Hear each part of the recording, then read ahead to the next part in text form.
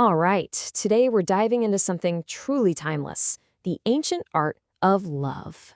So, have you ever been there?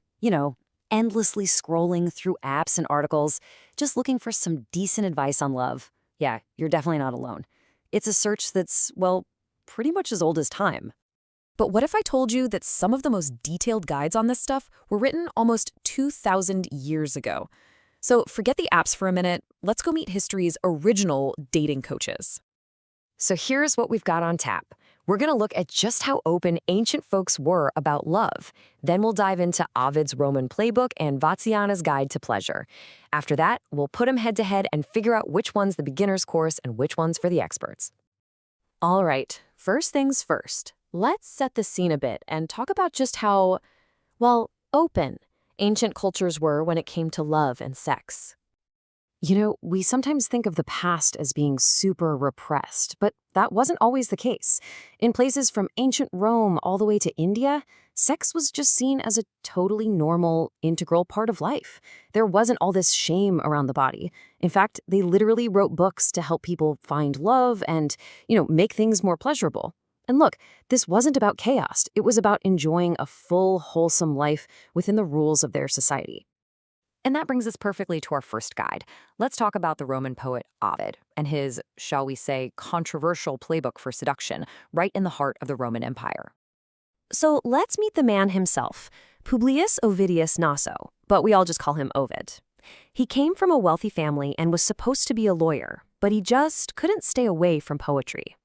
His most famous, or maybe infamous work, was the Ars Amatoria, which literally translates to the art of love.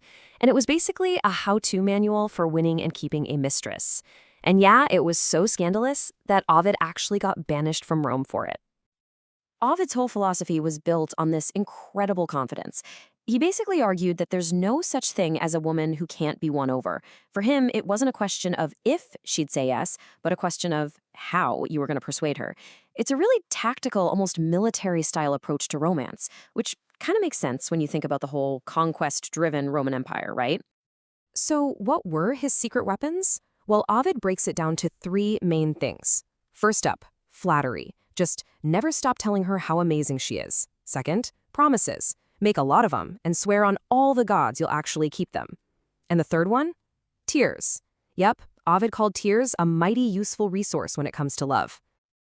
And hey, Ovid didn't just give advice to men. He had a whole section for women, too, on how to present themselves. And some of it is just hilariously specific. Like, he tells shorter women they should try to always be seen sitting down, or if your nails aren't great, don't use your hands when you talk. It was all about creating this perfect, irresistible image. Okay, now let's switch gears completely and head over to ancient India for a very different take on all this. We're going to meet Vatsyayana, and his guide wasn't so much a playbook for seduction as it was a whole philosophy for living a good life. So at the core of Vatsyayana's Kama Sutra is this idea of Kama. Now, this is totally different from Ovid's goal of conquest. Vatsyayana saw pleasure as one of the three big goals for a complete life, right alongside duty, or Dharma, and wealth, Artha. It's all about balance, you see, not just winning someone over. In this way of thinking, pleasure isn't some guilty distraction. It's a crucial part of a full, even spiritual life. And to get to that balanced, pleasure-filled life, Vatsyayana said that both men and women needed to get good at a whole bunch of skills. And I mean a staggering number of skills. 64 of them to be exact. And nope, these arts were not just about what happens in the bedroom. They covered everything a cool, well-rounded person should know how to do. Stuff like singing, painting, making perfumes, but also some really wild ones like magic tricks, knowing about cockfights, and even teaching parrots how to talk. The whole point was to be a fascinating, worldly person. And this is where you really see the huge difference in their approaches. While Ovid's tools were things like flattery and tears, Vatsyayana's were all about talent and, well, substance.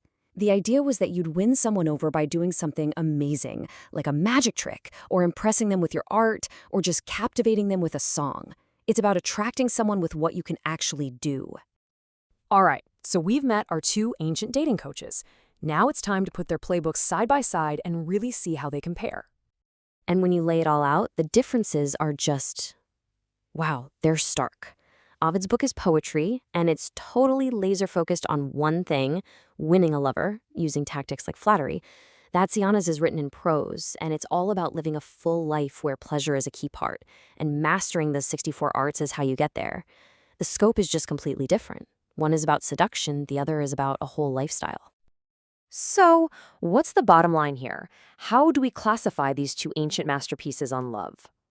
Well, the final verdict seems pretty clear. Ovid's Ars Amatoria is like the primer. It's Love 101, the basic course on how to woo someone and keep him around. But it pretty much stops there. The Kama Sutra, on the other hand, that's the advanced course. It's a super comprehensive guide to everything from kissing and embracing to, well, let's just say some more intricate techniques. And that really just leaves us with one big question to chew on. Whether you're looking at Ovid's direct tactical approach or Vatsyayana's holistic lifestyle guide, you can see the same things we're all looking for today, right? Connection, attraction, pleasure. So after 2,000 years, have the fundamentals of love and desire really changed all that much? Something to think about.